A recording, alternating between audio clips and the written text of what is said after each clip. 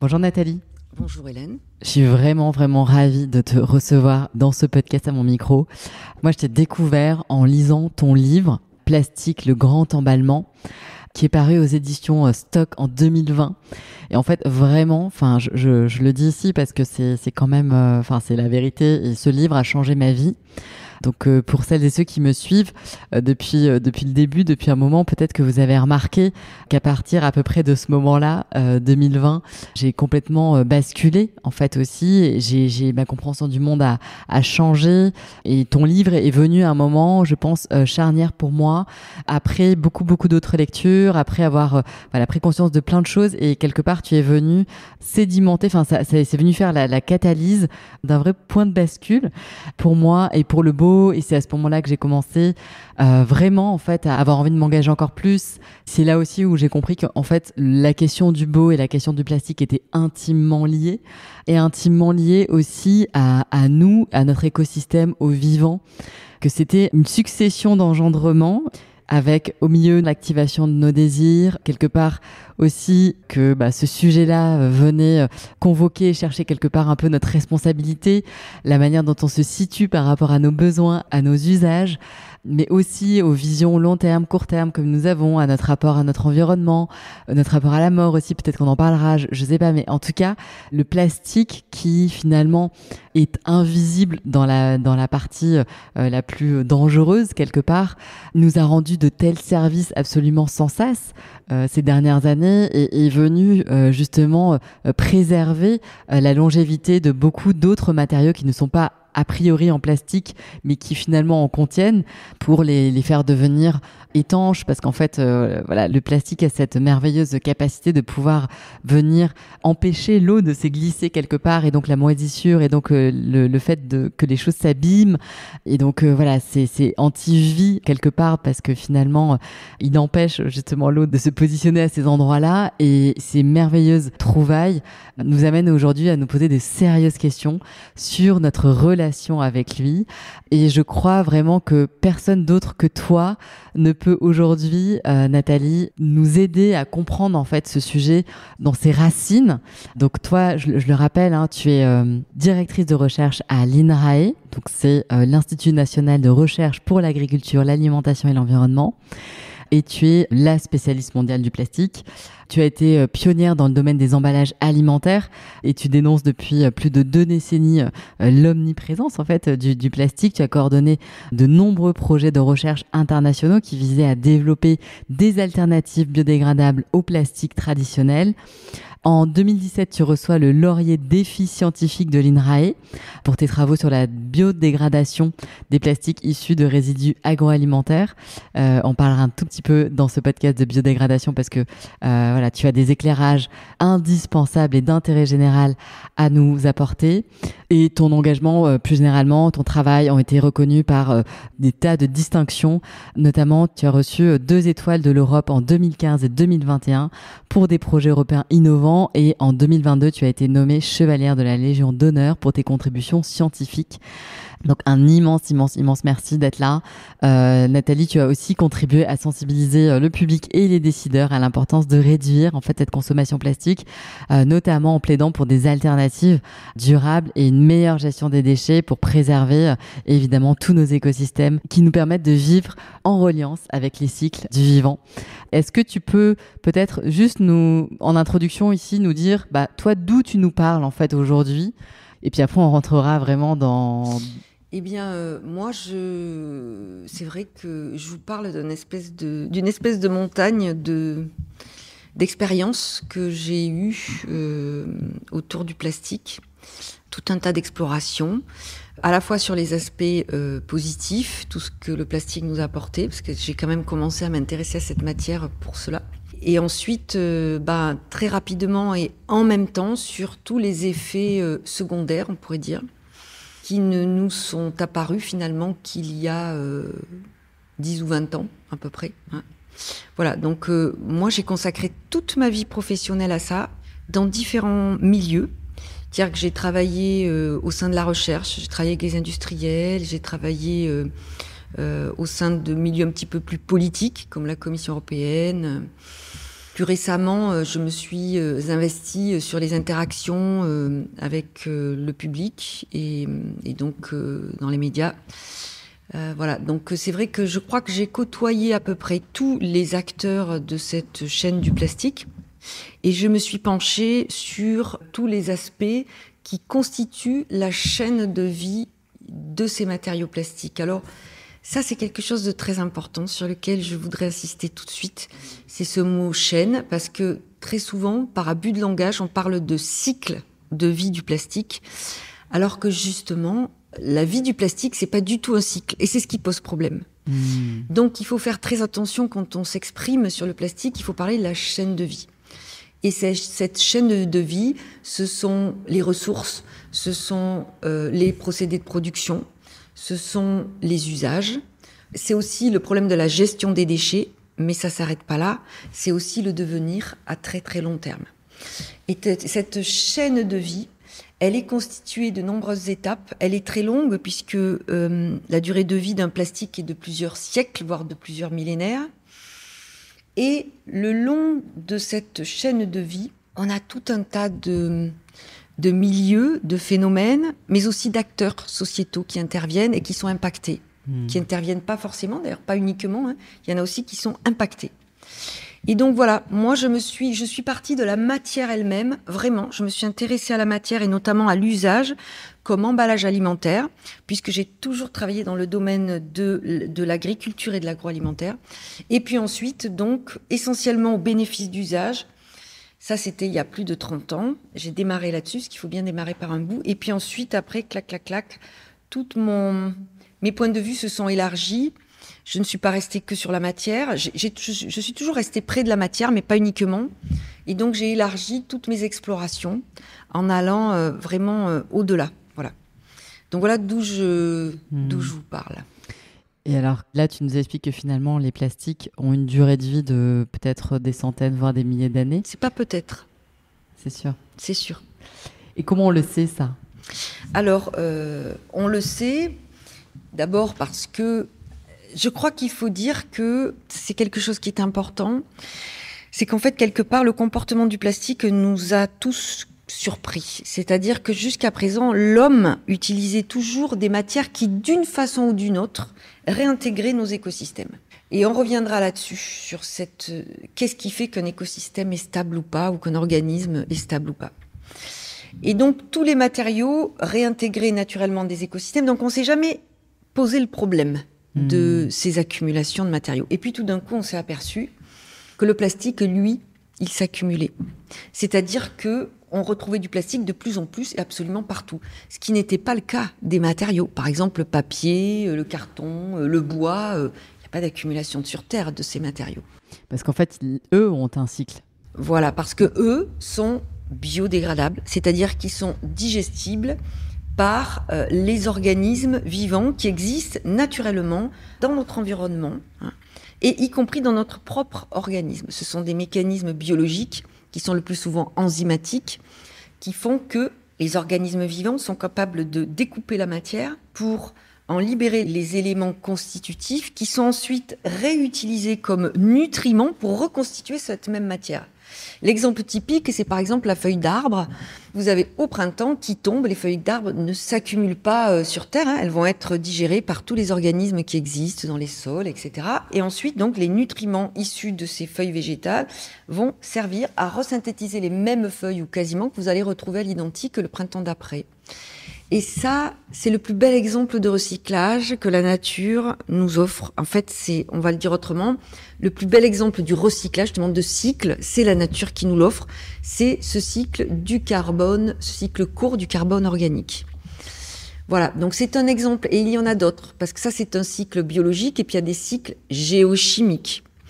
Par exemple ? Alors, par exemple, le cycle de la silice ou le cycle du fer, où là, on ne passe plus uniquement, on passe par les organismes biologiques, mais pas uniquement. C'est-à-dire qu'il y a des phénomènes qui font qu'il va y avoir une solubilisation de ces matériaux, qui vont ensuite partir dans notamment les eaux et qui vont ensuite se retrouver dans certaines, s'accumuler et se réagréger à certains endroits où on va pouvoir ensuite les réutiliser. Voilà. Mais disons que, en fait, tous ces cycles-là, C'est des cycles qui donnent une stabilité à notre écosystème. C'est-à-dire que toutes les matières qui sont créées, elles sont en mouvement, et quelque part, elles sont en mouvement autour d'un cycle.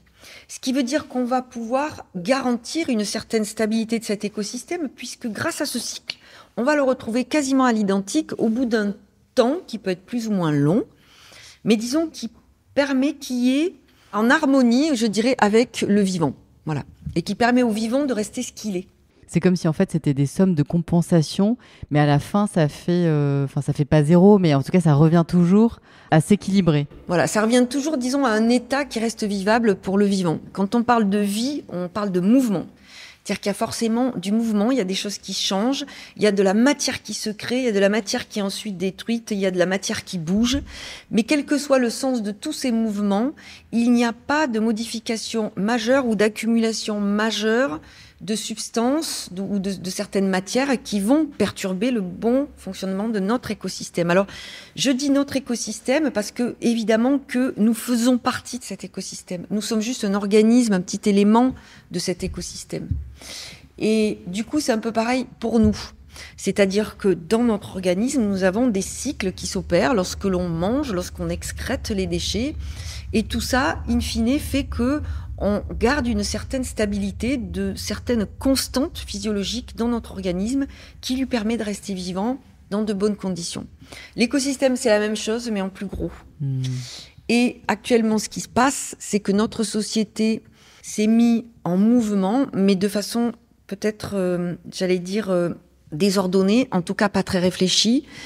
Et le résultat, c'est qu'il y a des accumulations de matière. Donc il y a des accumulations de gaz à effet de serre qui entraînent des changements climatiques, mais il y a aussi des accumulations de matières persistantes, comme les plastiques, et là aussi qui changent complètement les conditions de vie et qui nous mettent en danger, qui mettent en danger les conditions de vie de tous les êtres vivants. Voilà.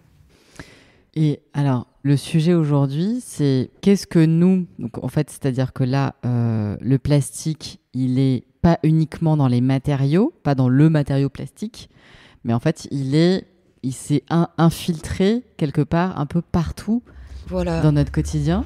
C'est ce qui est il est très difficile de le concevoir. On a l'impression que c'est un espèce de concept abstrait, alors que pour nous, scientifiques, c'est très concret parce qu'on le voit. Alors, le plastique est un matériau qui a un comportement assez particulier, donc il n'est pas biodégradable, pas biodigestible, de façon vraiment inexorable, c'est-à-dire qu'il n'y a rien qui peut l'empêcher. Dès qu'il est produit, il va commencer à se fragmenter, et il va se fragmenter à ce qu'on appelle d'abord en microplastique et ensuite en nanoplastique.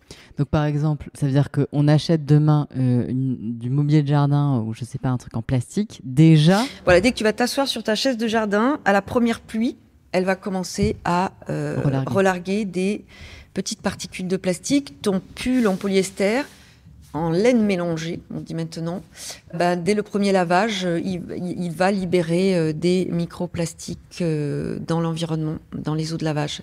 Et le sachet de chips que tu ouvres, la bouteille d'eau, quand tu tournes le bouchon, tu as émission de microplastiques. Donc, et même la fenêtre que tu poses, enfin tout en fait. Tout, voilà, dès que la fenêtre en PVC commence à émettre dès sa pose. Et on parle beaucoup de micro et de nanoplastique. Qu'est-ce que c'est pour donner une idée? Parce que pour nous, très souvent, on pense que la pollution plastique, c'est les déchets qu'on voit, les macros. C'est-à-dire macro, ça veut dire qu'on est capable de le voir avec nos yeux. Et bien pour nous, c'est ça la pollution plastique. Et donc du coup, il suffit de nettoyer, de ranger, etc. pour qu'il n'y ait plus de pollution. Bon voilà, c'est pas ça la pollution plastique. La pollution plastique, ça c'est celle qu'on voit. Alors c'est moche, je suis d'accord. Donc, c'est celle qu'on voit dans les océans, par exemple. Voilà, sur les plages, un petit peu partout. On se dit dans les forêts, c'est moche. Mais ça c'est combien de pourcents finalement? À peu près. Je sais pas, mais c'est très peu finalement, c'est très peu. Et surtout, c'est très peu en termes de risque et de danger, parce que bien entendu qu'un animal, une baleine peut avaler un sac, une vache aussi, un bout de plastique, etc. Nous aussi, nous étouffer, mais c'est quand même pas très impactant parce qu'on peut s'en protéger quand même. Par contre, ce plastique, lorsqu'il est sous forme de microplastique, alors le microplastique, c'est quoi? Le microplastique, c'est 1 fois plus petit que le millimètre de votre règle. Alors c'est par exemple le grain de poussière que l'on voit dans le rayon de lumière de soleil. Voilà, ça c'est du micro. Donc on le voit encore, difficilement, mais on peut le voir. Ça, c'est microplastique. Et ensuite, évidemment, le plastique ne s'arrête pas là. Il va se transformer en nano. Et nano, c'est encore 1000 fois plus petit. Et là, évidemment, le nano, il est complètement en dehors de notre vue. Et c'est là où il devient encore plus dangereux. Parce que ce nanoplastique, évidemment, ces particules de plastique, plus elles sont petites et plus elles sont capables de pénétrer dans les organes des êtres vivants. Évidemment. Et donc, à l'échelle nano, c'est bien plus simple qu'à l'échelle micro. Donc, c'est vraiment, plus le plastique est petit et plus il est dangereux. Et c'est pas tout. C'est-à-dire que cette fragmentation en micro, en nanoplastique, elle prend un temps très très long. Ça peut durer des siècles ou des millénaires. Ensuite, ces plastiques peuvent voyager partout, par voie d'eau, par voie d'air, puisqu'au dépôt, on pensait qu'ils ne pouvaient pas voyager par voie d'air, mais si, les plastiques, les micros et les nanoplastiques voyagent très bien par voie d'air. Bref, on les retrouve dans tous les compartiments, y compris dans nos propres organes. Et il y a un autre élément très important pour comprendre la dangerosité du plastique, et qui se combine avec les deux autres, donc la persistance, la fragmentation, c'est l'interaction.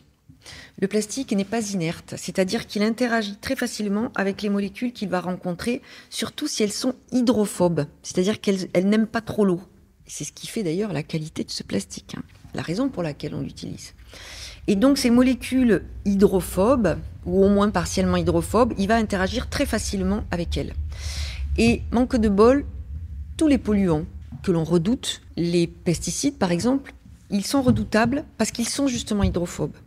Pourquoi ? Parce qu'ils vont aller s'accumuler dans certaines matières grasses de l'organisme, y compris dans le cerveau. Et c'est ce qui les rend dangereux. Donc ces pesticides, ils vont aussi interagir facilement avec le plastique qui va pouvoir les transporter. Mais c'est pas tout. C'est-à-dire que ces phénomènes d'interaction, ça permet au plastique, par exemple, lorsqu'il va arriver à l'approche d'une bière avant de passer un organe, nous avons des mécanismes de défense, c'est-à-dire que notre organisme est capable de dire « Ah non, ça je ne le laisse pas passer, c'est un corps étranger ». Eh bien le plastique, comme il est interactif, il est capable d'interagir avec vos protéines à l'approche de vos organes et de vos barrières biologiques. Et comme Harry Potter, il va se couvrir d'une cape d'invisibilité. C'est-à-dire que votre organisme ne sera plus capable de le reconnaître comme un corps étranger, puisqu'il sera recouvert de vos propres protéines, et hop, il va pouvoir passer très facilement. Il n'y aura plus de défenses qui vont se mettre en jeu. Et une fois qu'il aura passé ces barrières biologiques, les vôtres ou celles de tout un tas d'autres organes ou d'êtres vivants, eh bien, l'organisme ne possède pas les outils biologiques pour le dégrader. Aucun organisme, aucun être vivant ne possède les outils biologiques pour dégrader le plastique. Donc, qu'est-ce qui va se passer ? Une fois qu'il aura pénétré vos organes, il va s'accumuler. Et comme tout corps étranger qui s'accumule dans un organe, il en perturbe le bon fonctionnement. Il perturbe le fonctionnement, il crée des phénomènes inflammatoires locaux chroniques. Et donc, c'est tous ces phénomènes-là qui vont dégénérer ensuite en maladies auto-immunes, cancer, maladies métaboliques, etc. Voilà. Donc ça, c'est le mécanisme. Et donc, c'est juste qu'il faut bien comprendre que le danger du plastique ne réside pas dans le déchet que l'on voit, mais il réside essentiellement dans sa faculté à se transformer en micro et en nanoplastique. Et c'est quand on ne le voit plus qu'il devient dangereux. Et ça, c'est ce qu'on appelle l'empreinte plastique, qui n'a rien à voir avec l'empreinte carbone. Oui, alors explique-nous du coup un peu la différence, parce que... L'empreinte carbone, c'est une empreinte qui permet de mesurer l'impact d'un procédé ou d'un matériau en termes d'émissions de gaz à effet de serre, et donc essentiellement, pas seulement, mais de changement climatique. Et en fait, quelque part, on résume la capacité de nuire de quelque chose à son empreinte carbone. Oui, parce qu'en fait, aujourd'hui, et tu vois, on le voit aujourd'hui dans le monde de l'édition, de l'architecture, de la construction, etc., tout le monde se met, même de l'événementiel, tu vois, vraiment tout le monde se met à faire son bilan carbone. Bon, voilà. C'est merveilleux. Mais en fait, on a l'impression que du coup, c'est comme si on se coupait. Enfin, ils sont pas en train de regarder tout à fait les bonnes choses, parce qu'il y a des énormes... Enfin, qu'est-ce que le calcul d'un bilan carbone ne prend pas en compte, très, très clairement? Alors, pour le plastique, le gros problème, c'est que si on se contente du bilan carbone, on a un gros trou dans la raquette de notre réflexion et évaluation, on ne prend pas en compte le principal danger que représente le plastique, c'est-à-dire l'empreinte plastique. L'empreinte en micro et en nanoplastique. Certes, le plastique consomme de l'énergie et émet des gaz à effet de serre pour sa production, pour la gestion de ses déchets. Il en fait économiser au cours de son usage. Donc, en fait, on est toujours en train de discuter de la balance carbone, parce que il y a ça aussi. C'est-à-dire qu'on peut, d'un côté, avoir des coûts en termes environnementaux, mais aussi des bénéfices. Par exemple, pour le plastique, il permet dans certains cas, pour certains aliments, de réduire les pertes et gaspillages alimentaires avec un emballage. Donc, quelque part, de réduire aussi nos émissions de gaz à effet de serre pour les aliments qu'on n'aura pas gaspillés et donc on n'aura pas à produire. Voilà. Sauf que le problème, c'est qu'avec ce bilan carbone, lorsqu'on parle de plastique, on est un peu à côté de la plaque parce qu'on oublie complètement le principal danger du plastique qui est cette empreinte plastique, c'est-à-dire la capacité de ce plastique à se transformer en micro et en nanoparticules qui vont durer des siècles et des millénaires. Alors, pourquoi est-ce qu'on ne le prend pas en compte? C'est pas par mauvaise volonté, c'est tout simplement parce que les outils dont on dispose actuellement, comme les analyses de cycle de vie, ne sont pas adaptés pour que l'on puisse prendre en compte des phénomènes dont on ne dispose pas tous les effets quantitatifs. Pour le plastique, c'est tellement compliqué ces phénomènes, ça s'étale sur un temps tellement long, comme on a dit des siècles et des millénaires, qu'on est incapable de mettre des chiffres dessus. Donc le résultat, c'est que on ne peut pas les comptabiliser du tout. Donc, lorsqu'on fait un bilan environnemental qui met en œuvre du plastique, quelle que soit sa forme, il faut comptabiliser l'empreinte carbone, mais surtout et d'abord l'empreinte plastique, c'est-à-dire la quantité en masse de plastique que l'on utilise, tout simplement. Donc, en fait, là, c'est dans la recette calculée. Voilà, tout simplement, il faut comparer les deux. Et il faut se dire que quand on utilise du plastique, si on ne prend que l'empreinte carbone, on va favoriser le plastique par rapport à tous les autres, forcément, à tous les autres matériaux. Puisque tous les autres matériaux, le papier, le carton, le verre, les métaux, le bois, etc., tous leurs impacts sont comptabilisés dans les ACV, mais pas le plastique. Donc le plastique est systématiquement favorisé lorsqu'on parle d'ACV. Par exemple, dans les ACV, enfouir du plastique dans des stations d'enfouissement, dans des décharges, quelque part, c'est le moins d'impact parce qu'il se passe rien. Sauf que c'est quelque chose qu'on lègue aux générations d'après. C'est-à-dire que ces plastiques qui ont été enfouis, ils vont devenir des micros et des nanoplastiques. Et ce sont les générations à venir qui vont souffrir de ça. Mais tout ça, c'est pas du tout comptabilisé parce qu'on ne sait pas le faire. Mais quand tu dis qu'on ne sait pas le faire, c'est que là, il y a des gens, au moment où on se parle, qui sont en train d'essayer de le faire pour que demain, on puisse le faire. Ou en fait, on ne saura jamais le faire et il va falloir qu'on change déjà Non, on ne sait pas le faire dans les ACV. C'est-à-dire qu'il faut accepter de rajouter un autre outil qui est celui de l'empreinte plastique sur lequel nous travaillons aujourd'hui. Alors, on n'est pas les seuls. Il y a d'autres équipes de recherche, quelques-unes, pas beaucoup malheureusement, pour essayer de définir ce qu'est une empreinte plastique et comment est-ce qu'on la comptabilise. Alors, ça, comment est-ce qu'on peut raffiner de faire voilà, toi, exactement, avec tout à fait. toutes les recherches que tu mènes. Et on a déjà publié là-dessus. Parce que dans cette empreinte plastique, il faut soustraire le plastique qui est incinéré, le plastique qui est réellement recyclé. On essaie aussi d'avoir deux empreintes plastiques, une empreinte plastique immédiate et une empreinte plastique différée. C'est-à-dire que pour chaque plastique, il va y avoir une quantité de micro et de nanoplastiques qui vont être émises pendant sa production, son usage, la gestion des déchets. Et puis après, il va y en avoir une autre qui va arriver justement de 50 ou 100 ans plus tard. Voilà, donc comment est-ce qu'on évalue ces deux types d'empreintes et voilà. C'est hyper intéressant parce que du coup, là, ça nous fait aussi réfléchir à l'échelle, nous, d'une vie humaine, alors qu'on est tout le temps dans des choses avec des visions court-termistes. Là, du coup, tu es obligé d'intégrer des choses qui vont être au-delà de notre propre vie, sûrement. C'est ça. Tu es obligé de regarder le soleil en face, c'est-à-dire ce qui va se passer après ta propre mort, après notre propre mort. Et ça, c'est quelque chose qui est très, très anxiogène dans notre société. Je pense que notre société moderne, elle a beaucoup mis de côté cet aspect-là.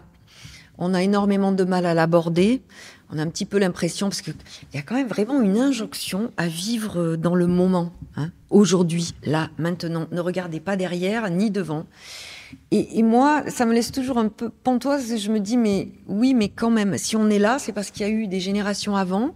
Et puis, moi, j'ai sincèrement envie qu'il y ait des générations après.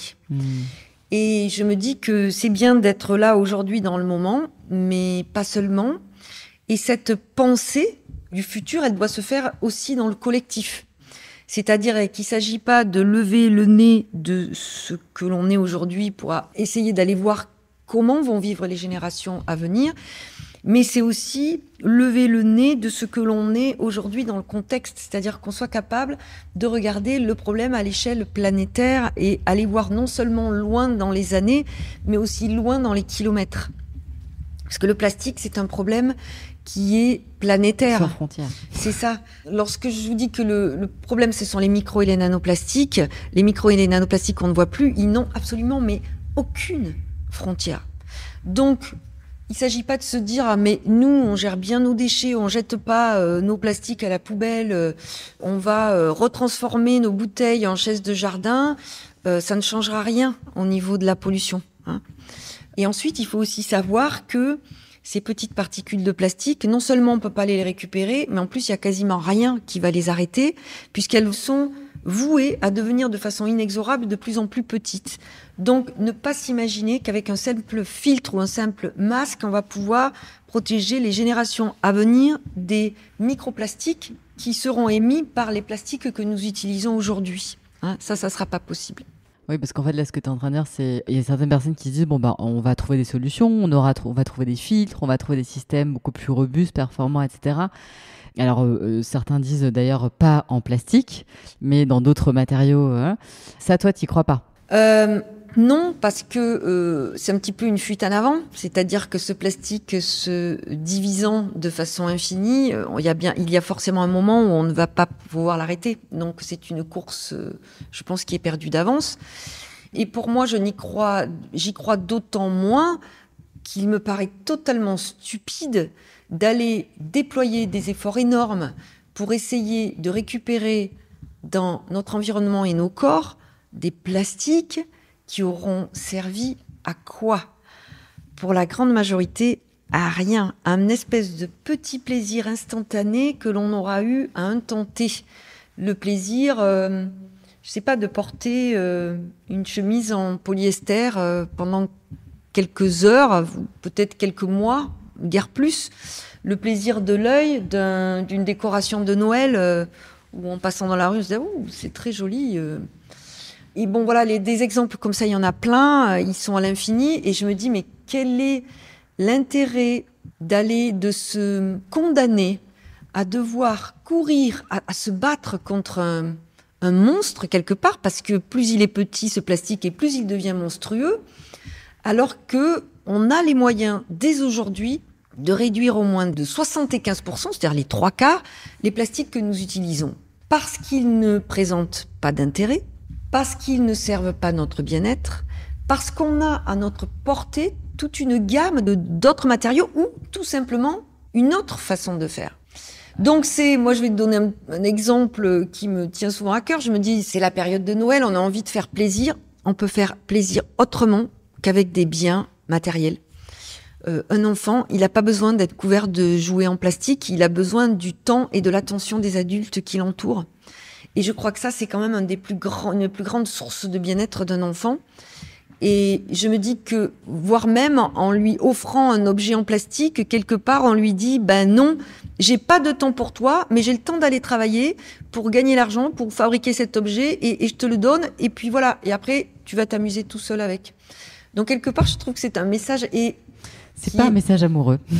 Non, c'est ça. C'est pas un message amoureux. Et vous allez voir, si vous réfléchissez bien, vous allez avoir tout un tas d'exemples comme ça où le plastique sert surtout à ça. En fait, quelque part, je dirais que le plastique est devenu aujourd'hui le doudou des temps modernes. C'est-à-dire, c'est devenu un objet de transition affective. C'est comme si on avait besoin, chaque fois qu'on fait quelque chose, de le marquer. Par exemple, on se dit, bon, hop, je vais avoir plus d'activité physique. Eh bien, il faut qu'on marque cette activité physique par tout un tas d'objets en plastique. Si vous prenez les grands magasins de sport de plein air et que vous enlevez tous les matériaux en plastique, il ne reste quasiment rien. Et je me dis, quand on va se balader, est-ce qu'on a besoin vraiment d'avoir le jogging en plastique, la veste en plastique, la casquette en plastique, les chaussettes en plastique, le sac en plastique, la gourde en plastique, alors qu'on pourrait très bien aller se balader avec vraiment le minimum. C'est-à-dire qu'on a vraiment besoin de concrétiser ce qu'on fait par des objets en plastique. Et on s'en rend même pas compte, évidemment, puisqu'on sait même pas qu'ils sont en plastique. C'est ça. Là, j'ai envie de rebondir à 1000 milliards de choses que tu as dites parce que tout m'active et vraiment, je suis profondément contente que tu sois dans ce podcast parce qu'en fait, c'est vrai que ce sujet est systémique qui convoque des réflexions philosophiques jusqu'à notre rapport à la mort, et t'en parlais tout à l'heure, et vraiment, quand on se pose un peu, et on en parlait aussi avec Marion Valère, qui est la directrice du pavillon de l'Arsenal et qui a écrit un livre sur la place des morts en fait aujourd'hui dans la ville, mais en fait ça en dit long aussi sur notre rapport à la mort de manière générale, parce qu'en fait on l'a écarté des villes. Enfin, il y a quelque chose, si tu veux, qui est autour du rituel et de collectivement ce passage-là qu'on n'arrive pas à gérer parce qu'il nous terrifie. Et donc, il engendre en fait tout un tas de réactions un peu de survie ou de choses qui sont anormales et qu'on a pris pour le normal parce qu'en fait, tout le monde a été un peu séduit par ces formes qui ont été créées. Et en fait, je parle du coup, moi, de mon expérience avec cette prise de conscience que j'ai eue là. Mais en fait, avec quoi est fait le beau que j'aime ? Et là, du coup, je me suis rendu compte qu'en fait, ce beau était fait en grande partie avec ces cols, ces solvants, toutes ces choses, ou alors ces traitements anti-feu, anti-tache, qui, du coup, font partie de cette beauté que j'aimais, mais qui, finalement, en plastique, mon monde, quelque part. Et je me dis, aujourd'hui... si l'univers a fabriqué certaines matières et que ces matières vivantes, on est un peu en homéostasie, en sympathie avec elles, et qu'aujourd'hui on se sent pas bien dans nos intérieurs alors qu'ils sont très très beaux, peut-être que le plastique y est aussi pour quelque chose, tu vois, parce qu'en fait, on peut aussi s'imaginer que le plastique ne se laisse pas traverser de la même manière par les énergies du monde, tu vois. Et donc, bref, tout ça, moi, me passionne profondément parce qu'en fait, je crois qu'aujourd'hui où on commence à comprendre que le sujet est systémique par rapport à tout ce qu'on connaît, tout ce qu'on apprend, les chercheurs, l'information se diffuse et tout, c'est bien, je trouve, d'aller au bout, quelque part, de la démarche et de comprendre, comme tu l'expliques, que finalement, il y a encore des ignorances. Et c'est pas parce qu'il y a des ignorances et qu'on ne sait pas les rentrer dans des tableaux Excel qu'il faut qu'on les oublie. Nous, et que nous, on a aussi ce pouvoir un peu intérieur d'avoir des réflexes. Alors, c'est là où j'aimerais un peu... Des réflexes et du bon sens. Parce que là, par exemple, ce podcast est écouté par des personnes qui sont à la fois esthètes, des architectes d'intérieur, des étudiants, des galeristes, des gens qui, en fait, aussi aiment la créativité quand elle est matérialisée par quelque chose. Comment on pourrait muscler notre discernement ? Qu'est-ce qu'on pourrait un peu apprendre à faire, apprendre à poser ? Toi, quelles sont... parce qu'il y a aussi des fausses bonnes idées. Je vois, il y a beaucoup de personnes, même d'amis, tu vois, qui sont décoratrices, etc., auprès desquelles on vient proposer des solutions, carbone neutral, tu vois, tous ces trucs-là. Et en fait, elles savent pas quoi dire ou quoi questionner pour bien comprendre les sujets. Alors c'est vrai qu'on peut démonter toutes ces fausses bonnes idées. Il me semble qu'il y a quelque chose d'important, c'est de toujours... parce qu'il y a cette matière, comme tu dis, il y a ces objets, et puis il y a le temps autour. Et moi, il me semble qu'il est important de toujours questionner un objet dans son rapport au temps. Alors, on a parlé un petit peu justement de cette peur de la mort, du fait qu'on a des difficultés quelque part à regarder justement le soleil en face, c'est-à-dire cette mort, c'est-à-dire ce qui va se passer pour les générations à venir. Mais c'est aussi notre rapport au temps des générations avant, et puis à notre temps, à nous. Pour moi, c'est vraiment la clé. Ça a été la clé de l'arrivée du plastique dans notre monde. Ça a été quelque chose d'important dans la façon dont le plastique nous a façonnés. Parce que là, quelque part, on est en train de parler de reprendre le pouvoir. Parce que je crois que quand même, là, c'est vraiment l'inverse. On est vraiment presque dans une addiction vis-à-vis de ces objets. Parce que ces objets nous donnent l'impression de gagner du temps. On ne sait pas de quoi, en fait, vraiment. Par exemple, quand on achète un objet, un pull moins cher, on se dit on a gagné du temps. Parce que le temps, pour gagner l'argent nécessaire à payer ce pull. Mais ce qu'on ne voit pas, c'est qu'en fait, c'est quelque chose qui est auto-entretenu. C'est-à-dire que si ce pull en plastique est moins cher, c'est parce qu'on l'a rendu moins cher. Parce qu'au départ, c'était pas le cas. C'est une matière très sophistiquée. Il a fallu mettre en place des filières industrielles énormes et monstrueuses pour que ce pull pas cher arrive chez vous. Donc ça veut dire que c'est quand même un façonnement de notre monde qui est quand même très très particulier. Donc je pense que ça c'est très important, ce rapport au temps. Et juste par rapport, je vais terminer avec ce rapport au temps qui explique pourquoi le plastique a pris aussi autant d'importance dans notre vie. Tout simplement parce que c'est un matériau qui se met en forme très vite et très facilement. On dit souvent, mais le plastique, c'est plus durable. Le plastique, plus durable dans le sens, ça va durer plus longtemps. Mais pas du tout. Le plastique, ça s'abîme très, très vite. Et on l'a vu, très vite, ça émet des micro- et nanoplastiques. Par contre, le plastique, il se met en forme très facilement. C'est-à-dire qu'un matériau plastique, il suffit de le chauffer. Il devient mou. On lui donne la forme qu'on veut. Avec quelques colorants, on peut changer de couleur. Donc une forme d'une fibre pour faire un pull, d'un film souple, de quelque chose de rigide, etc. Et ensuite, en refroidissant, clac, il garde cette forme. Donc c'est sa mise en forme qui lui a vraiment donné quelque part sa force principale. Exactement. Parce que essayez de regarder tous les autres matériaux, il faut du temps pour les mettre en forme. Il faut couper, raboter du bois, il faut tisser, coudre ou des fibres. Il faut couper, coller, agrafer du papier, du carton. Vous pouvez souffler du verre. Voilà, pour le métal, c'est pareil, c'est des plaques ensuite qu'il faut assembler. Enfin, c'est pour leur donner la forme qu'on veut. Donc le plastique a servi la créativité, mais a servi une créativité rapide, quoi. Une créativité là, maintenant, tout de suite, très facile. Voilà. Donc c'est vrai que ça nous a, quelque part, ça a été une réponse à nos aspirations de créativité. Mais ça a été une réponse immédiate. C'est-à-dire que si on s'interroge sur le temps autour du plastique, on s'aperçoit que finalement, ce bénéfice que l'on a aujourd'hui, on est déjà en train et on va le payer extrêmement cher dans un temps un tout petit peu plus éloigné.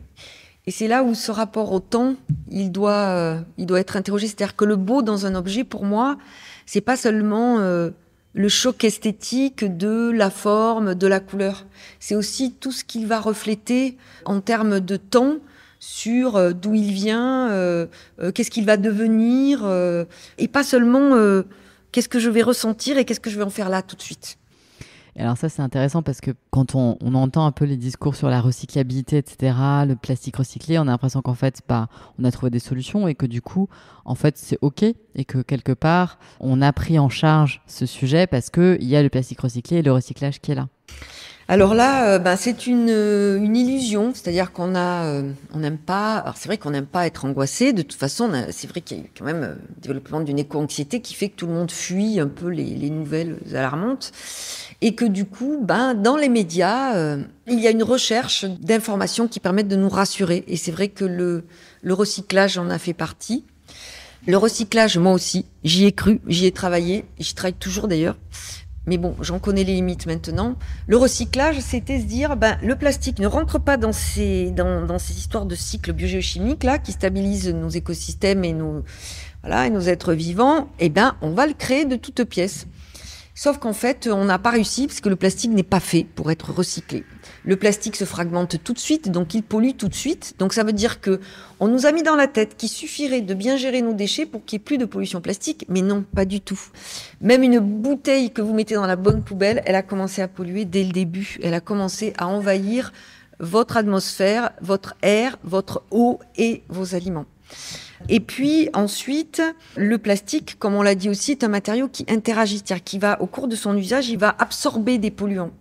Donc recycler, ça veut dire aussi le débarrasser de tous ces polluants. Et là, ce sont des traitements à haute température, en présence de gaz sous vide, qui abîment encore un peu plus le plastique, qui le fragmentent encore un peu plus. Donc pour pouvoir récupérer la qualité de ce plastique, on est obligé de le repolymériser, c'est-à-dire de reconstituer ces chaînes de polymères. Un plastique est un polymère, c'est-à-dire c'est un assemblage de monomères. C'est comme des petites perles. Et donc, ces petites perles sont assemblées entre elles. Et donc, le nom du plastique, c'est ça, c'est poly, et puis suivi du nom du monomère. Polyéthylène, la perle, c'est de l'éthylène polymérisé. Polystyrène, la perle, c'est du styrène. Polyéthylène terephthalate, la perle, c'est de l'éthylène terephthalate. Et donc, dans la dernière partie, comme ces colliers sont abîmés, on va de nouveau avoir des traitements thermiques très très forts pour essayer de reconstituer ces colliers, pour redonner au polymère ses propriétés. Donc, c'est quelque chose qui est compliqué, qui ne marche pas pour l'infinie majorité des plastiques, des plastiques que nous utilisons. C'est-à-dire qu'on n'arrive pas à les décontaminer sans les abîmer. Et du coup, le seul qu'on est capable de vraiment recycler, c'est le polyéthylène terephthalate, le fameux PET, et encore que les bouteilles qui ont contenu de l'eau ou une boisson. Okay, parce que dès qu'il y a des matières grasses, tout ça, c'est trop difficile à décontaminer. C'est une autre histoire. Donc là, on peut refabriquer une bouteille avec une bouteille, mais c'est sur un nombre de cycles très limité. Et puis on rajoute très souvent de la matière vierge parce que le plastique est dégradé. Donc on va dire qu'on peut diminuer un peu la quantité. C'est-à-dire c'est comme si une bouteille, on pouvait l'utiliser 2 fois, quoi. Voilà. Mais on peut pas aller beaucoup plus loin. Et puis surtout, ça concerne que les bouteilles qui ont contenu des boissons, alors que là, quand même, pour les bouteilles d'eau, on peut les remplacer très facilement. Là aussi, il y a une autre façon de faire. On peut mettre des fontaines à eau potable un petit peu partout, et on peut tous avoir des gourdes. D'ailleurs, c'est c'est une évolution qui est déjà en route, et on remplit sa gourde, voilà, à la fontaine d'eau. Voilà, donc, nous languissons tous qu'il y ait des fontaines à eau dans les trains, par exemple. Ça serait quand même le minimum. Ouais, c'est une belle idée, ça. D'ailleurs, en Chine, il y a des fontaines à eau chaude et à eau froide dans tous les wagons de train. Donc, c'est un progrès qui existe déjà ailleurs. Donc, c'est vrai que là, ce seul plastique vraiment recyclable, c'est ces bouteilles d'eau en PET qui, quand même, on peut s'en passer. Tout le reste, ce qu'on appelle recyclage, c'est du décyclage. C'est-à-dire que on va retransformer un déchet plastique en un autre objet, mais du coup, on cherche pas à récupérer le même plastique pour refabriquer le même objet. C'est-à-dire que le plastique, on va le laisser dégrader, un peu polluer, un peu abîmer, et on va lui donner une autre forme, tout simplement. Et donc, c'est par exemple des bouteilles qui vont devenir des pullovers ou des chaises de jardin. Mais on n'enraye absolument pas la pollution plastique parce que l'objet en question, il continue à se dégrader.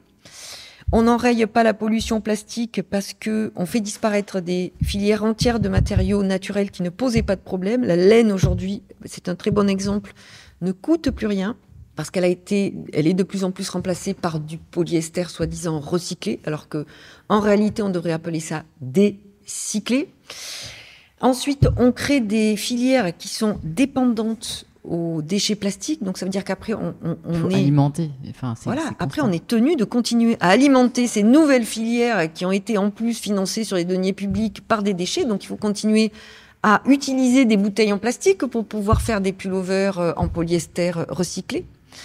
Et en plus, cerise sur le gâteau, c'est quelque chose qui nous rassure. C'est-à-dire qu'on se dit, si on met sa bouteille dans la bonne poubelle, elle ne pollue plus. C'est l'image que cela donne. Donc, du coup, on continue à en acheter quand même, un peu plus facilement. Voilà. Donc, du coup, finalement, moi, on me dit, Nathalie, c'est mieux que rien quand même. La boucle est pas bouclée, c'est pas tout à fait, mais c'est mieux que rien quand même. Ben non, c'est pire que rien, parce que vraiment, on entretient, voire on accélère la pollution plastique avec ce recyclage qui n'en est pas et qui est en réalité du décyclage.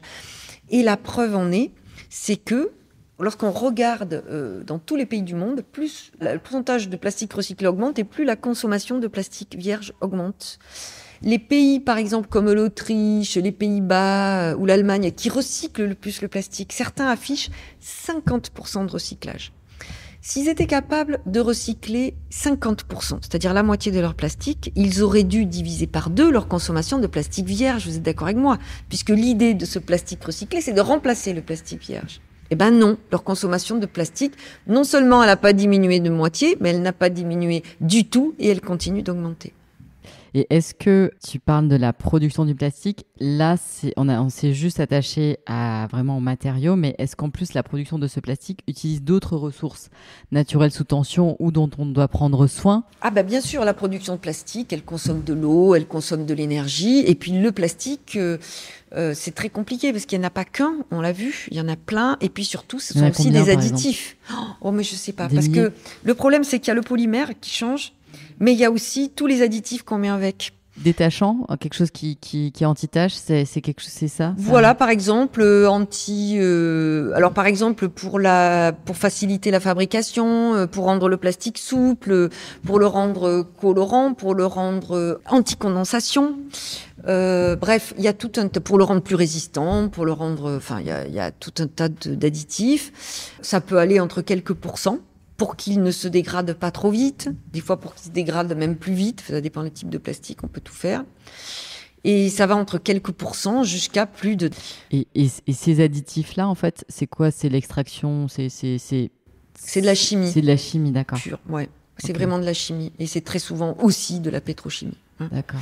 Voilà. Alors après, ça peut être des additifs pour renforcer, par exemple, comme les fibres de verre, les fibres de carbone, notamment dans l'aéronautique, dans la construction, les plastiques sont jamais seuls.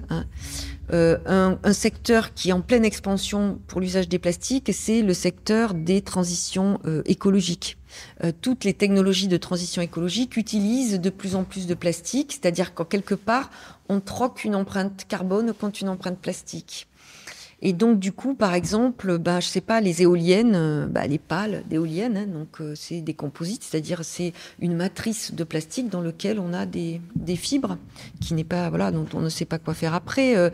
Les batteries électriques, c'est 30% de plastique. Les véhicules électriques, ils contiennent des quantités de plastique énormes parce qu'il faut les alléger. Enfin, toutes les technologies de transition utilisent beaucoup de plastique. Alors, après, c'est là aussi qu'il faut qu'on se dépêche de se pencher sur nos usages du plastique. Parce qu'il faut qu'il y ait des arbitrages qui soient faits. On a des plastiques, d'un côté des plastiques qui ne servent strictement à rien ou quasiment à rien, et puis d'un autre côté des plastiques qui vont nous permettre quelque part de vraiment nous sauver de quelques-uns des effets de notre consommation, comme celle de l'émission de gaz à effet de serre, au travers de ces technologies de transition. Donc il est bien évident qu'on va arbitrer avec une priorité donnée à toutes ces technologies de transition. Mais en contrepartie, nous devons réduire notre consommation de plastique non essentiel. Et je crois que là, actuellement, notre société, elle doit prendre, et quand je dis notre société, je pense vraiment à tous les acteurs, bien entendu, pas que les consommateurs, tous les secteurs professionnels et tous les industriels, prendre un virage pour aller vers des pratiques où on nous proposera des biens et des services avec le strict minimum de plastique. C'est-à-dire vraiment le plastique dont on ne peut pas se passer parce que il faut pas rêver. Je crois qu'on ne se passera jamais de plastique, complètement. Mais par contre, oui, moi, je rêve d'éliminer tous les plastiques qui ne nous servent pas à grand-chose et qui, en plus, nous mettent en danger. C'est ça le problème quand même. C'est qu'actuellement, on utilise tout un tas de plastiques, on ne sait même plus pourquoi. Et en plus, ces plastiques, sans même savoir que c'est des plastiques qui nous mettent en danger. Donc là, quand même, il y a un énorme virage à prendre. Mais pour moi, c'est un virage qui est très simple et qui est beaucoup plus simple que d'aller trouver le matériau miracle qui sera capable de remplacer tous les plastiques mais qui ne polluera pas, ou encore le procédé de recyclage miracle avec je ne sais quelle bactérie ou quelle enzyme qui nous permettra de régénérer le même plastique à l'identique, puisque ce problème de pollution, quelque part, il existera toujours. Donc le plastique est un matériau qui est précieux, mais qui est dangereux. Il n'est pas bénin, il est dangereux. Donc il faut l'utiliser moins et mieux. Et alors justement, quand on veut l'utiliser moins, ce qui est quand même aujourd'hui l'envie d'énormément de designers-chercheurs, de toutes vraiment beaucoup de personnes qui mettent en œuvre de la matière, tu vois, et qui sont dans cette création des objets qui composent notre monde, parce que notre monde est quand même rempli d'objets. Tu vois, les sujets qui butent, ça va être les sujets des cols, le sujet des liants, le sujet de l'anti-feu, le sujet de, tu vois, tout ça. Aujourd'hui, est-ce que tu es un peu optimiste sur les alternatives, sur les recherches? Est-ce qu'on a besoin de soutenir davantage? Où est-ce que ça en est? Est-ce qu'il y a des choses dont on peut se réjouir? Non, mais il y a plein de choses à faire. Il y a plein de choses qui sont faites. Quand je parlais de réduire notre consommation, c'est quelque chose que nous avons déjà commencé à faire. Nous allons dans les supermarchés, nous achetons des fruits et légumes et nous les mettons dans des sacs de papier craft. Ça ne nous pose pas problème, on est très bien avec ça, donc c'est quand même un sacré pas en avant. On n'utilise plus de sacs plastiques en sortie de caisse. Nous avons nos sacs de coton que l'on lave et réutilise, ça ne pose pas de problème non plus majeur. Nous sommes en passe d'interdire les emballages des fruits et légumes pour tous les fruits et légumes frais.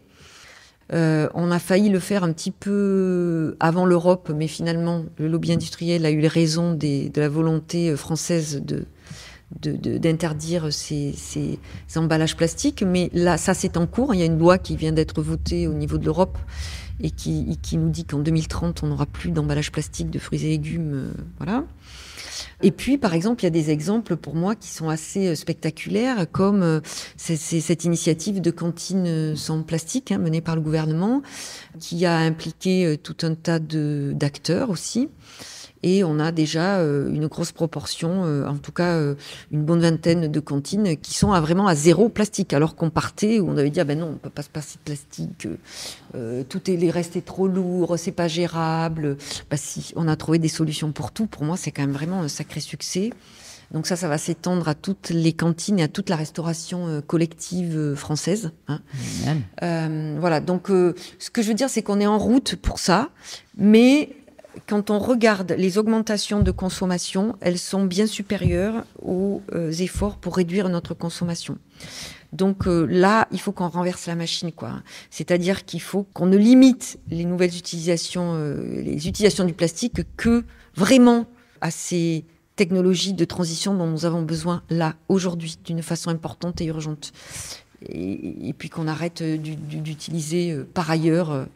Alors, après, tu me parles des cols, des liants. C'est vrai que là, il y a plein de choix maintenant. Il y a plein de matières premières naturelles qui existent, qu'il faut peut-être redécouvrir ou inventer, tout simplement. Et je pense qu'il y a pas mal de personnes qui travaillent dans cette optique-là. Moi, je suis très, très optimiste. Je vois autour de moi plein de choses qui sont découvertes. Alors, après, il faut faire attention de ne pas vendre la peau de l'ours avant de l'avoir tué. Et puis, il faut faire attention aussi à ne pas encourager.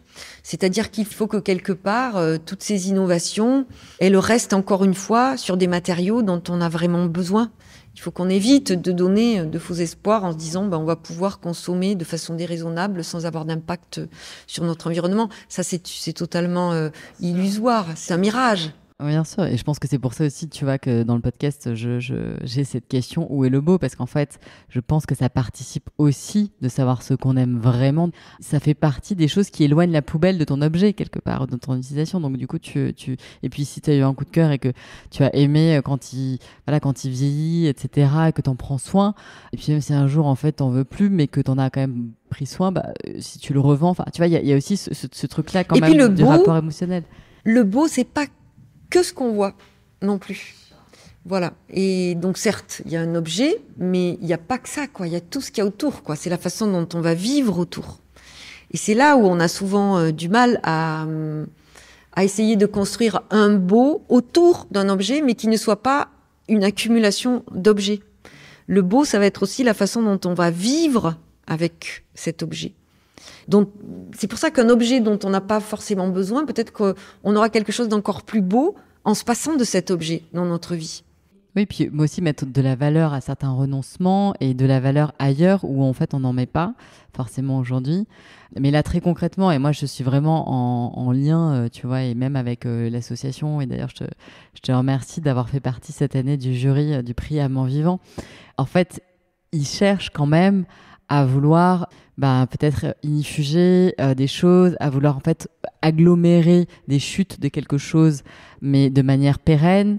Et c'est vrai que le plastique et certaines colles avaient des propriétés complètement géniales. Et donc aujourd'hui, pour arriver à la hauteur de ce à quoi on a été biberonné quelque part, c'est compliqué pour eux, surtout qu'en fait, peut-être qu'il faut muscler ces partenariats avec la recherche ou muscler des dialogues en fait qui ont été coupés parce qu'on a fonctionné beaucoup en silo jusqu'à présent dans la création et qu'on n'a pas forcément dialogué avec voilà. Et aujourd'hui, je pense que il faut un peu explorer un peu comme des aventuriers, essayer de partir à la rencontre d'autre chose. Il faut pas avoir peur de la vraie innovation. Et la vraie innovation, c'est pas cette innovation technologique que l'on réplique à l'infini, parce que quelque part, pour moi, c'est pas ça l'innovation. On n'est pas en train d'innover lorsqu'on fait des découvertes technologiques de nouveaux matériaux, de nouveaux procédés.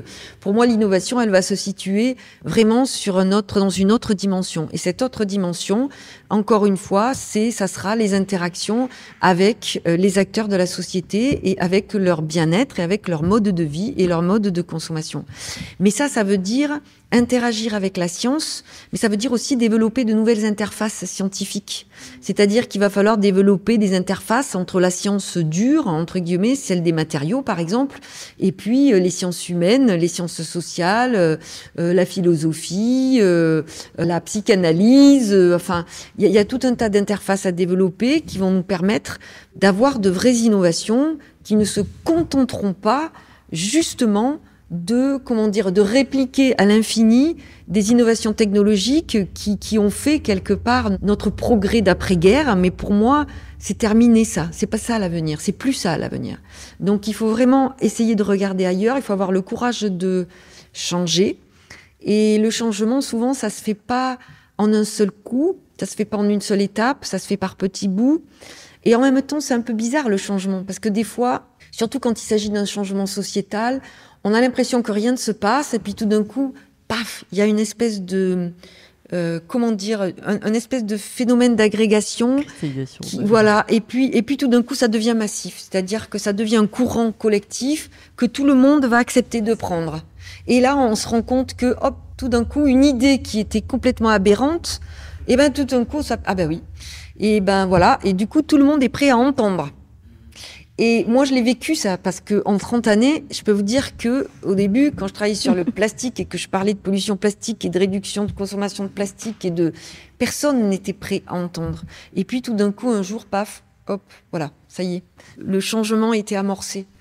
Alors, je dis pas qu'on a pris le virage qu'il nous faut prendre, mais disons que, quand même, il y a des éléments qui nous donnent des appuis pour commencer à tourner et à changer de direction. Mais il faut vraiment y aller, il faut pas avoir peur. Faut pas avoir peur de l'inconnu. C'est ça le problème. Il faut pas avoir peur de l'inconnu. Il faut pas avoir peur de l'inconnu dans notre vie personnelle, mais aussi dans notre vie professionnelle. C'est-à-dire qu'il faut accepter de changer quelque part aussi les valeurs que nous ont transmises les générations avant. C'est à nous de réinventer de nouvelles valeurs. On a tous des parents qui n'avaient qu'une envie, c'était de nous voir avec un bon salaire, c'est toutes ces loyautés un peu familiales. Voilà, parce que quelque part, à partir du moment où on était capable de se payer des richesses matérielles, on allait être heureux, c'était la base. Bon, ben là, il faut accepter quand même maintenant l'idée que, certes, on a besoin d'un minimum, mais que quand on en a trop, l'effet, il est inverse. Et que donc il y a vraiment un optimum à avoir. Cet optimum a été déterminé dans certaines études. Il y a une étude norvégienne qui a montré que, par exemple, le salaire optimal par personne était était de 3 300 €, hein, et que en dessous, alors c'était en Norvège, donc bon, peut-être après ça dépend du niveau de vie, mais en dessous, on tire un peu le diable par la queue, on avait des problèmes, mais au-dessus, c'était pas mieux. On passait notre temps à gérer justement tout ce patrimoine, ce bien matériel. Donc voilà, ça fait partie de toutes ces choses où on le dit, mais en fait, tant que tu l'as pas vécu dans ta peau, t'y crois pas. Enfin, en fait, c'est toujours cette histoire du toujours plus en conséquence, tu vois. Donc, alors, moi, je fais souvent le parallèle avec. Je sais que j'ai eu une grand-mère qui a vécu la guerre vraiment de façon, dans sa vie de femme, et qui a souffert de la faim, et que quelque part, c'était elle nous répétait très souvent, il vaut mieux faire envie que pitié. Et donc, quelque part, derrière ça voulait dire, il vaut mieux manger trop que pas assez. Et donc, c'était vraiment la génération où il fallait manger, manger, manger. On ne mangeait jamais trop. Et maintenant, on sait que manger trop, actuellement, c'est en train de décimer une moitié de la population. Hein. C'est-à-dire qu'on a toujours une partie qui ne mange pas assez, mais on a quand même une grosse partie qui mange trop et qui en meurt. Donc, l'espérance de vie est en train de diminuer à cause de ça. Maintenant, on le sait. La nourriture, pour les biens matériels, pour moi, c'est la même chose.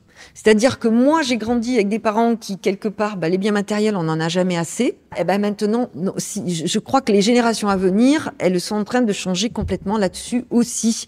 Non, c'est faux. Les biens matériels, quand on en a trop, c'est quelque chose qui nous dessert et qui, quelque part, nous porte préjudice. Donc, d'où ces besoins d'interface, comme tu le disais. Et moi, je trouve que cette idée est complètement géniale, de se reposer en fait ces questions de comment on habite maintenant et d'avoir un peu ces visions beaucoup plus nourrissantes aussi et avec le sens qu'il y a derrière. Parce que je pense qu'aujourd'hui, c'est ça aussi qu'on cherche. Tu sais, il y a pas mal de, j'en reviens à eux, mais vraiment de prescripteurs de matière, etc., qui ont un pouvoir d'action parce qu'en fait, ils peuvent dire sur un projet, on va mettre ça ou on va mettre ça, tu vois. Mais en fait, est-ce qu'aujourd'hui, il y a des endroits, des index, des sites de référence, des choses qui permettent de comprendre les pièges un peu du greenwashing et de savoir que ça, c'est une vraie bonne idée, ça, c'est une fausse bonne idée?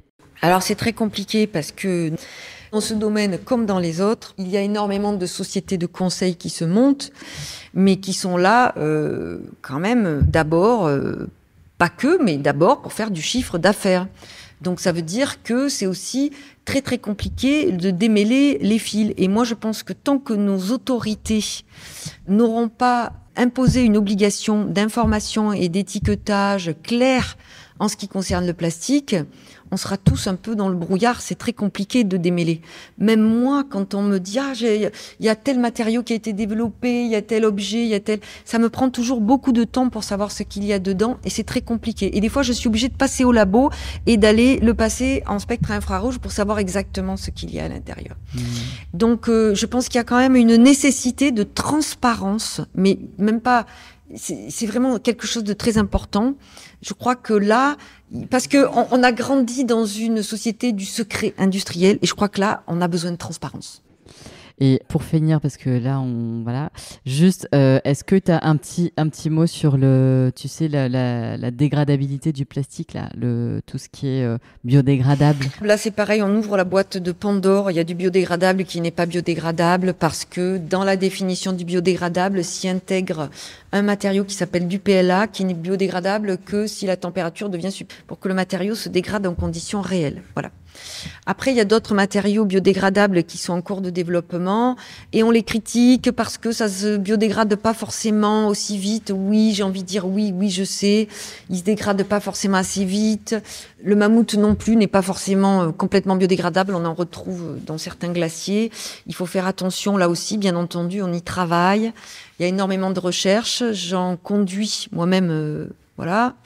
J'y passe beaucoup de temps, mais là encore, ce sont des matériaux. Ne vous imaginez pas que ces matériaux-là vont pouvoir remplacer les quantités pharaoniques de plastique que l'on utilise. Il va falloir vraiment les garder pour les quelques plastiques bien essentiels dont on a besoin. Mais oui, il y a quand même des progrès qui sont faits là-dessus, même si c'est pas parfait, c'est quand même pas mal. C'est-à-dire que c'est des matériaux quelque part qui peuvent nous garantir qu'il n'y aura jamais d'accumulation de ce matériau plastique sur Terre, tout en nous apportant le même confort en termes de mise en forme. Voilà, donc c'est pas mal, mais là encore, je le répète, on ne pourra jamais le produire en aussi grande quantité que ça n'aurait pas de sens, quoi. Donc oui, il y a des matériaux, mais la nature nous en offre tout un tas de matériaux biodégradables qui sont déjà à notre disposition, hein. On n'a même pas besoin de chercheurs pour ça. Mais en fait, c'est ça. C'est aussi. Est-ce que tu as un petit message pour la fin Moi, je dirais peut-être plutôt le temps du choix, le temps de la réflexion, prendre le temps de la réflexion pour essayer de comprendre ce que devient un matériau et comment le choisir par rapport à son devenir sur le très long terme, par rapport à d'où il vient et où il va et c'est ce qu'il devient. Et je pense qu'il ne faut pas se limiter, il faut faire attention parce que nous vivons dans une société de concepts où on nous vend des mots. Quelque part, ces mots, on ne sait même plus ce qu'ils veulent dire, c'est-à-dire qu'ils nous séduisent parce qu'on y met vaguement une idée derrière, mais on ne sait plus bien ce que ça veut dire. Donc moi, le mot de la fin, c'est gardez votre bon sens, gardez les pieds sur terre. Et lorsque vous travaillez avec des matériaux, demandez-vous réellement ce qu'ils deviennent jusqu'au bout. Qu'est-ce qu'ils deviennent? Essayez de vous imaginer ce qu'ils vont devenir, où ils vont aller, qu'est-ce qu'ils vont faire. Et ça, c'est très important. Et pour moi, c'est vraiment garder son bon sens et les pieds sur terre. C'est très important. Merci beaucoup, Nathalie. Merci.